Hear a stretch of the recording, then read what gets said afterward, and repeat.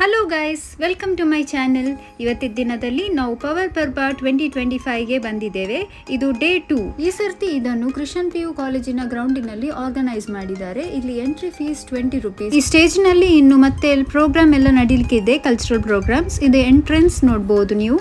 ಆಮೇಲೆ ಇಲ್ಲಿ ಇದು ಪವರ್ ಪರ್ಬ 2025 ಸ್ಟಾಲ್ ಇನ್ಫಾರ್ಮೇಷನ್. ಇಲ್ಲಿ ಯಾವ ಸ್ಟಾಲ್ಸ್ ಯಾವ ನಂಬರಲ್ಲಿ ಇದೆ, ಯಾರದು ಎಲ್ಲ ಇದೆ ಇನ್ಫಾರ್ಮೇಷನ್. ಇದು ಲೈಟಿಂಗ್ ಎಲ್ಲ ತುಂಬ ಸುಂದರವಾಗಿತ್ತು.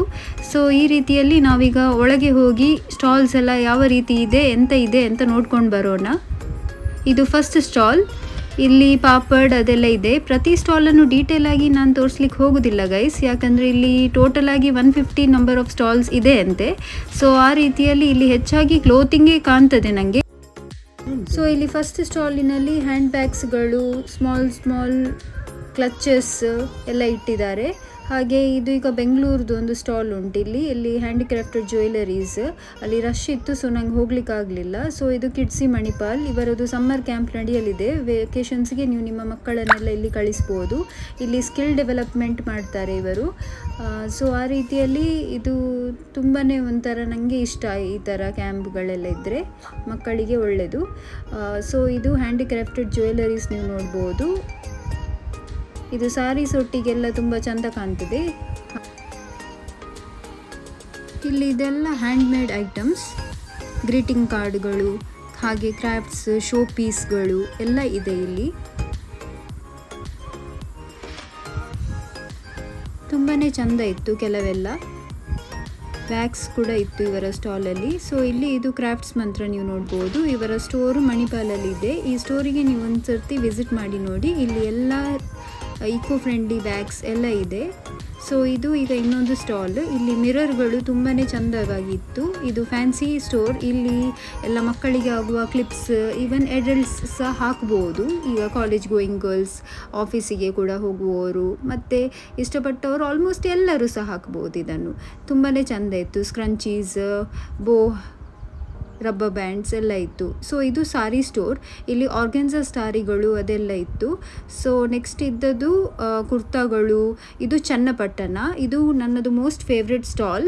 ಎನಿ ಎಕ್ಸಿಬಿಷನ್ಗೆ ಹೋದಾಗ ನಾನು ಪ್ರತಿ ಎಕ್ಸಿಬಿಷನಲ್ಲಿ ಯಾವುದೇ ಇರ್ಬೋದು, ಅಲ್ಲಿ ನಾನು ಒಂದು ಚನ್ನಪಟ್ಟಣ ತಗೊಳ್ಳದೆ ನಾನು ಬರುವುದಿಲ್ಲ. ಸೊ ಈಗ ನೆಕ್ಸ್ಟ್ ನೀವು ನೋಡ್ಬೋದು ಆಕ್ಸಿಡೈಸ್ಡ್ ಜ್ಯುವೆಲರೀಸ್ ಎಲ್ಲ ಇದೆ. ಇಲ್ಲಿ ನೆಕ್ ಪೀಸಸ್, ಇಯರಿಂಗ್ಸ್ ಎಲ್ಲ ಇದೆ. ಒಂದು ಇಯರಿಂಗ್ಸ್ ಇನ್ನೊಂದು ಇಯರಿಂಗ್ಸ್ಗಿಂತ ಡಿಫ್ರೆಂಟ್ ಆಗಿ ಯೂನಿಕ್ ಇದೆ. ಸೊ ನಾನು ಇಲ್ಲಿ ಸುಮಾರು 2 ಇಯರಿಂಗ್ಸ್ ಎಲ್ಲ ತಗೊಂಡೆ. ನನಗೆ ಇಷ್ಟ ಈ ಥರ ಇಯರಿಂಗ್ಸ್, ಸಾರಿ ಒಟ್ಟಿಗೆ ಚೆಂದ ಕಾಣ್ತದೆ. ಸೊ ಆ ರೀತಿಯಲ್ಲಿ ಇಲ್ಲಿ eco friendly bags, shopping bags ಎಲ್ಲ ಇತ್ತು. ನೆಕ್ಸ್ಟ್ ಹೋಗ್ತಾ ಇದ್ದಾಗೆ ತುಂಬ ರಶ್ ಇತ್ತು, ಯಾಕಂದರೆ ವೀಕೆಂಡ್ ಅಲ್ಲ. ಸೊ ಆ ರೀತಿ ಇದು ಕುರ್ತಾಗಳು ಸ್ಟಾಲ್. ಈ ಮುಂದಿನ ಸ್ಟಾಲಲ್ಲಿ ಖಾದಿ ಕುರ್ತಾಗಳೆಲ್ಲ ಇತ್ತು. ಈ ಕುರ್ತಾ ಅಷ್ಟು ಲೆಂತ್ ವೈಸ್ ಉದ್ದ ಇರಲಿಲ್ಲ. ಇದೆಲ್ಲ ಜೀನ್ಸ್ ಒಟ್ಟಿಗೆಲ್ಲ ಹಾಕ್ಬೋದು. ಸೊ ಇದು ಉದ್ದ ಇತ್ತು. ಸೊ ನನಗೆಲ್ಲ ಸ್ವಲ್ಪ ಉದ್ದ ಕುರ್ತಾಗಳು ಇಷ್ಟ. ಸೊ ಆ ರೀತಿ ನಾನು ಪರ್ಚೇಸ್ ಮಾಡಲಿಕ್ಕೆ ಹೋಗಿಲ್ಲ. ಇಲ್ಲೆಲ್ಲ ಡಿಫ್ರೆಂಟ್ ಪ್ಯಾಂಟ್ ಸೀಟ್ಸ್ಗಳೆಲ್ಲ ಇತ್ತು.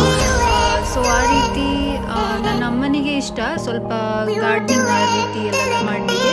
ಸೊ ಆ ರೀತಿ ಅವರು ಕೆಲವು ಸೀಡ್ಸ್ಗಳನ್ನೆಲ್ಲ ನೋಡಿ ತಗೊಂಡು ಇಲ್ಲಿ ಸೇವಂತಿ ಗಿಡಗಳನ್ನು ಮಾರ್ತಾಯಿದ್ರು. ಇದು ಬೇರೆ ಬೇರೆ ಕಲರ್ಸಲ್ಲಿ ಇತ್ತು. ಇದು ಕೇವಲ 20 ರೂಪೀಸಿಗೆ ಇದನ್ನು ಮಾರ್ತಾಯಿದ್ರು. ಸೊ ಆ ರೀತಿಯಲ್ಲಿ ನನ್ನ ಅಮ್ಮ ಎಲ್ಲ ಕೆಲವು ತಗೊಂಡ್ರು. ಸೊ ಮುಂದೆ ನೋಡ್ತಾ ಇದ್ದ ಹಾಗೆ ಇಲ್ಲಿ ಸುಮಾರು 150 ಸ್ಟಾಲ್ಸ್ ಇದೆ. ಸೊ ಸುಮಾರು ಸ್ಟಾಲ್ಸಿಗೆ ನಾವು ಬಂದಿದ್ದೇವೆ. ಈಗ ಇದು ಮತ್ತೆ ಪುನಃ ಕುರ್ತಾಗಳು ಸ್ಟಾಲ್ ಉಂಟು. ಈ ಸ್ಟಾಲಿನಲ್ಲಿ ಇದೊಂದು ವೈಟ್ ಆಫ್ ವೈಟ್ ಇದು ಕುರ್ತಾ ನನಗೆ ಇಷ್ಟ ಆಯಿತು. ಇದು ಹ್ಯಾಂಡ್ ಎಂಬ್ರಾಯ್ಡರಿ ಹಾಗೆ ಇತ್ತು, ಬಟ್ ಅದು ಮೆಷಿನ್ ಎಂಬ್ರಾಯ್ಡರಿ. ಲೆಂತ್ ಕೂಡ ಓಕೆ ಇತ್ತು ಅವರದ್ದು. ಇಲ್ಲಿ ಸುಮಾರು 850, 900 ರೇಂಜ್ ಕುರ್ತಾಗಳೆಲ್ಲ ಇತ್ತು. ಇನ್ನೊಂದು ಸ್ಟಾಲಲ್ಲಿ 100 ರೂಪೀಸಿಗೆ ಬ್ಯಾಗ್ಸ್, ಲಂಚ್ ಬ್ಯಾಗ್ಸ್ ಇದು ಎಲ್ಲ ಮಾಡ್ತಾ ಇತ್ತು. ಸ್ಕೂಲ್ ಗೋಯಿಂಗ್ ಮತ್ತು ಕಾಲೇಜಿಗೆ, ಆಫೀಸಿಗೆಲ್ಲ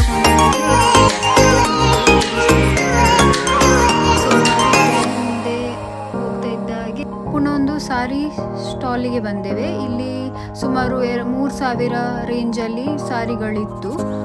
ಸೊ ಈ ಸ್ಟಾಲಿನಲ್ಲಿ 650 ರೇಂಜಿದು ಸ್ವದೇಶಿ ಕುರ್ತಿಗಳಿತ್ತು. ಅಲ್ಲಿ ನಾನು ಹೋಗಲಿಲ್ಲ. ನೆಕ್ಸ್ಟ್ ಇಲ್ಲಿ handcrafted jewelleries, bracelets, earrings, chains, hangings, bangles ಎಲ್ಲ ಇತ್ತು. ಸೊ ಇಲ್ಲಿ ನಾನೊಂದು ಬ್ರಾಸ್ಲೆಟ್ ನನಗೆ ತಗೊಂಡೆ. ಸೊ ಚಂದ ಇತ್ತು, ಯೂನಿಕ್ ಇತ್ತು, ಆ್ಯಂಟಿಕ್ ಥರ, ಸ್ವಲ್ಪ ರೋಸ್ ಗೋಲ್ಡ್ ಟೈಪ್. ಸ್ಟಾಲಿನಲ್ಲಿ ಮಂಡೇಲಾ ಆರ್ಟ್ ವರ್ಕ್ಸ್, ಸೊ ಆ ರೀತಿ ಇಯರಿಂಗ್ಸ್ ಎಲ್ಲ ಇತ್ತು. ನೆಕ್ಸ್ಟ್ ಹೋಗ್ತಾ ಇದ್ದ ಹಾಗೆ ಕ್ರಾಫ್ಟ್ಸ್ಗಳದ್ದು, ಇಲ್ಲಿ ಹ್ಯಾಂಗಿಂಗ್ಸ್, ವಾಲ್ ಆರ್ಟ್ ಎಲ್ಲ ಇತ್ತು, ಪಾಟ್ಸ್. ಇದು ಪುನಃ ಸಾರಿ ಸ್ಟಾಲ್, ಅಲ್ಲಿ ಹೋಗಲಿಲ್ಲ ನಾವು. ನೆಕ್ಸ್ಟ್ ಹೋಗ್ತಾ ಇದ್ದ ಹಾಗೆ ಮುಂದೆ ನೀವು ನೋಡ್ಬೋದು ಇಲ್ಲಿ ಸ್ಟಾಲ್ಸ್ ಎಲ್ಲ ವ್ಯೂ. ಇದೊಂದು ಸ್ಟಾಲ್ ನನಗೆ ಸ್ವಲ್ಪ ಯೂನಿಕ್ ಆಗಿ ಕಂಡಿತು. ಇಲ್ಲಿ ಆರ್ಟ್ ವರ್ಕ್ಸ್ ಎಲ್ಲ, ಇದು ಪೇಂಟಿಂಗ್ ಕಲರ್ ಅವರೇ ತಯಾರಿಸಿ, ಅಂದರೆ ಬಣ್ಣಗಳನ್ನೆಲ್ಲ ಅವರೇ ತಯಾರಿಸಿ ಮಾಡಿದ ಪೇಂಟಿಂಗ್ಗಳನ್ನು ಅವರು ನಮಗೆ ಫ್ರೇಮ್ ಒಟ್ಟಿಗೆ ಸಹ ರೆಡಿ ಮಾಡಿ ಕೊಡ್ತಾರಂತೆ. ಇಲ್ಲಿ ಸುಮಾರು 850 ರೇಂಜಿಂದ ಮೇಲ್ಗಡೆ ಇದ್ದದೇ ಎಲ್ಲ ಇತ್ತು. ಸೊ ಮುಂದೆ ಹೋಗ್ತಾ ಇದ್ದ ಹಾಗೆ ಪುನಃ ಒಂದು ಬ್ಯಾಗ್ಸ್ ಇದೆ ಇತ್ತು, ಕ್ಲಚಸ್.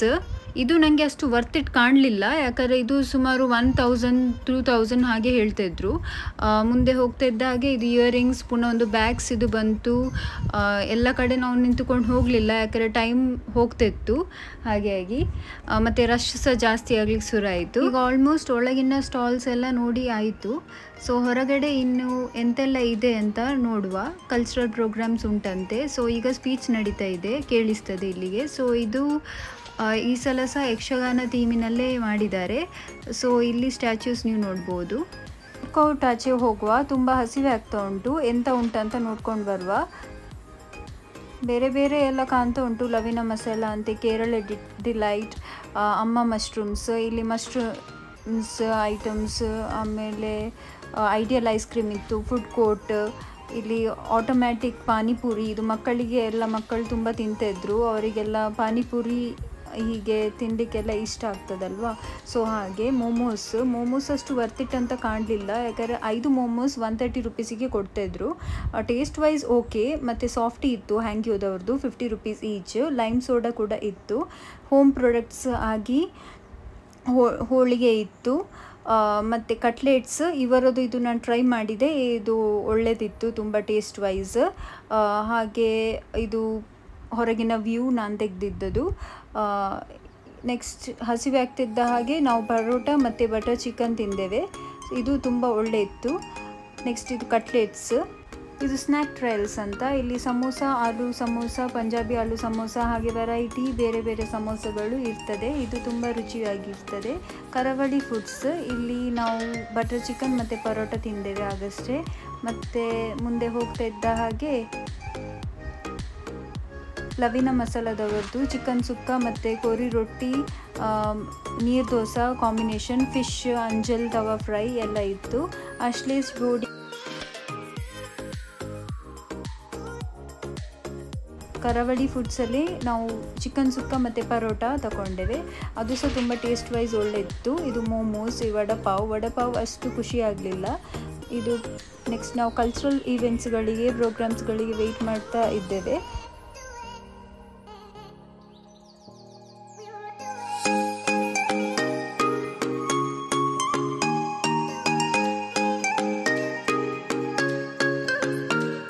ಸೊ ಆ ರೀತಿಯಲ್ಲೇ ಕಲ್ಚರಲ್ ಪ್ರೋಗ್ರಾಮ್ಸ್ ಎಲ್ಲ ಬ್ಯಾಕ್ ಟು ಬ್ಯಾಕ್ ಶುರು ಆಯಿತು. ಡ್ಯಾನ್ಸ್ ಪ್ರೋಗ್ರಾಮ್ಸ್,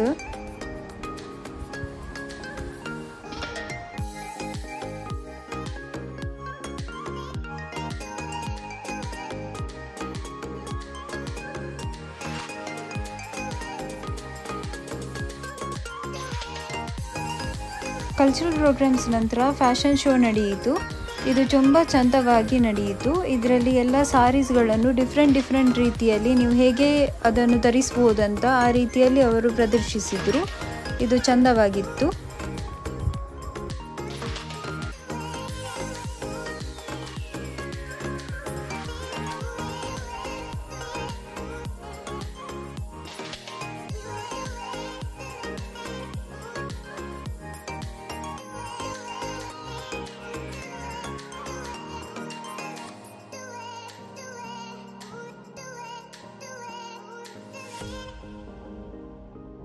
ಫ್ಯಾಷನ್ ಶೋ ನಂತರ ಪುನಃ ಒಂದು ನೃತ್ಯ ಕಾರ್ಯಕ್ರಮ ನಡೆಯಿತು. ಆದರೆ ನಾವು ಮತ್ತೆ ಮನೆಗೆ ವಾಪಸ್ ಬಂದೇವೆ, ಯಾಕಂದರೆ ಲೇಟ್ ಆಗ್ತದಂತ.